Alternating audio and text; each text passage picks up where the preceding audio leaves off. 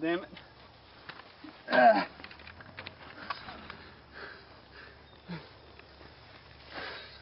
That's fun. Yeah. Welcome back again to the Sci-Cast. As you all know, I'm your host, Dr. J. I'm Heyman. And episode 26 today is short and sweet today, I believe. Really short and sweet. Kind of like the next dessert we're going to talk about. Yes, it is sweet. Yes. Jello. Jello. No.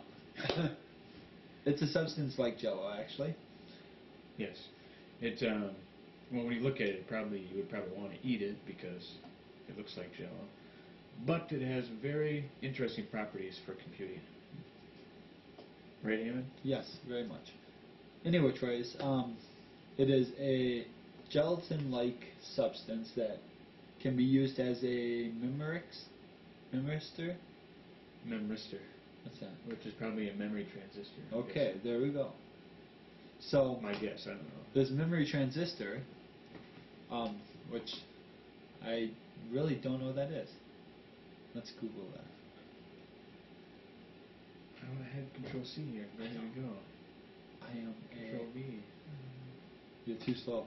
Anyway, Trace, so this substance can hold information, I'm assuming, but a soft, flexible, works well in wet environment and pretty much ideally suited for biocompatible electronic devices that works inside or on biological tissue.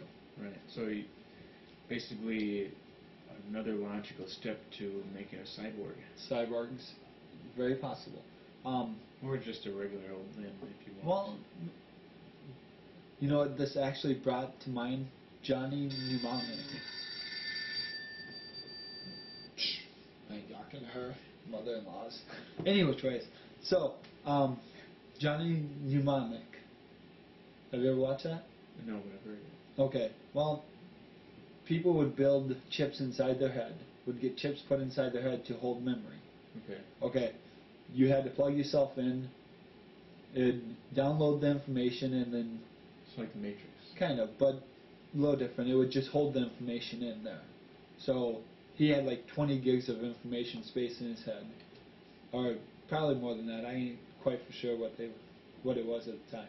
Well, probably depending on how old it is. 20 gigs probably a lot. Well, I don't know.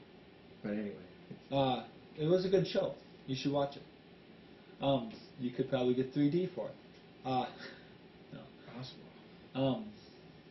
So it was a good show, but that's what it reminds me of because they're saying it could be compatible inside humans. So get a little bit of your brain taken out, which you ain't going to use. Get this put in with a downloading port. Hold memory to transport to places. Yeah, because this stuff doesn't have to worry about moisture getting, like most electronics. You know, you can't get wet. This way you can, I guess, submerge it in water if you really wanted to stress test it, but I don't know. It says a wet environment, so I'm assuming that could be dropped in water. If it can be put in the skin. Right. But anyway, if it doesn't, it probably can be designed to. So, here we go. Memristor. It is a passive two-terminal electrical component envisioned as a fundamental nonlinear circuit element relating charge and magnetic flux. That was a lot of big words. Okay, so anyway, Trace, basically what this does is it's not done. They're making it. Well, it's under development by Hewlett Packard. This one, but the other one acts like this. So I'm trying to explain what this is so they get a gist of what that acts like. So basically, when current flows in one direction through the device, the electrical resistance increases, and when current flows in the opposite direction, the resistance decreases. So it's easier to put electricity in than it is to take out, or vice versa. When the current is stopped, the component retains the last resistance that it had, and when the flow of change starts again, the resistance of the circuit will be what it was when it was last activated. It has regime.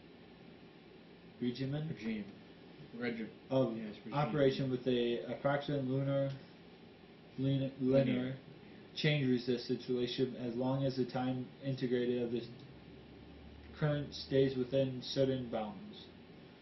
So basically, if you put a charge to it and drop the charge, it's either open or unopen, kind of. So it's kind of like ones and zeros. That's how memory works. So as you're using this, it can basically be changed how you need it, depending on what state it is when the electric stops. So it has a memory in the transistor. That's Yeah. probably what it is. Yeah, okay. So basically each transistor holds an off and on switch. If you have current flowing one way through it, it turns it on. If you have it the other way, it turns it off. And whatever state it is when it shuts off, that's what memory is stuck there. Gotcha. So sounds kind of cool to me. So this device being like that could probably actually, since it's like a transistor, could probably actually be mimicked by like a processor too. Because processor has transistors in them. Yeah. So this could probably turn into more than just being a memory. It could be probably a whole computer in one, to a certain extent. Right. So that's kind of cool. Yeah, because you could even drop it and it wouldn't even break. Well, it would probably break. Theory. Yeah, but that'd be another interesting fact, that if you were to mold it differently, maybe, would it still be able to work? Probably.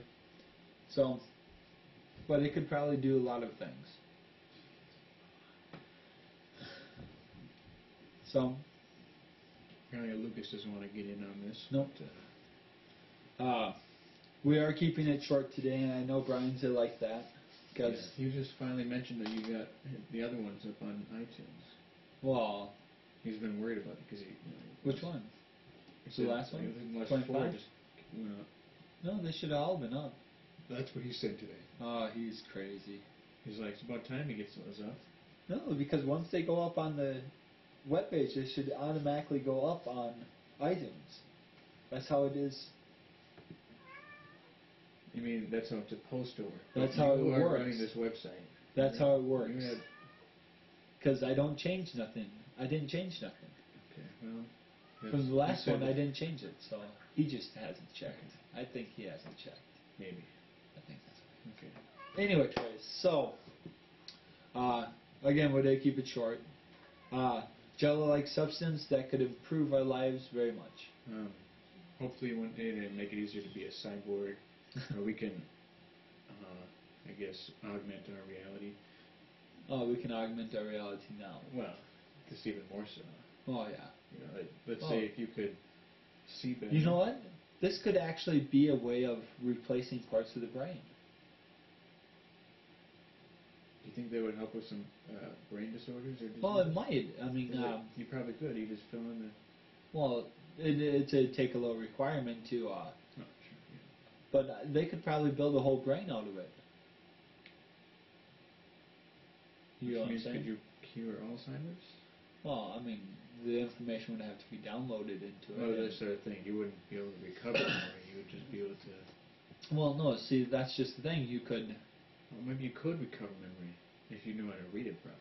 Well, because it's probably all in the brain. You know, the brain doesn't know what to do with the information. No, our brain knows what to do with the information. Well, now with Alzheimer's. The problem is with Alzheimer's, you literally destroy the synapse. Right. That connect the synapse connection. Yeah. You should be still there. Well, yeah, you're right. And the information's still there. Right. It's just that you can't fire the synapses. Right. So this could probably not fix that. But used the right way, it could probably take over part of, maybe a loss of part of a brain. I guess it'd be a little different. Well, I guess we have to figure out a different. Well, no, we could probably do it. It's just it'll take a while to actually copy all the information. And if we could actually figure out how synapses worked, you know, we could probably mold this to fire like a synapse. Right. You know. Is that you or me?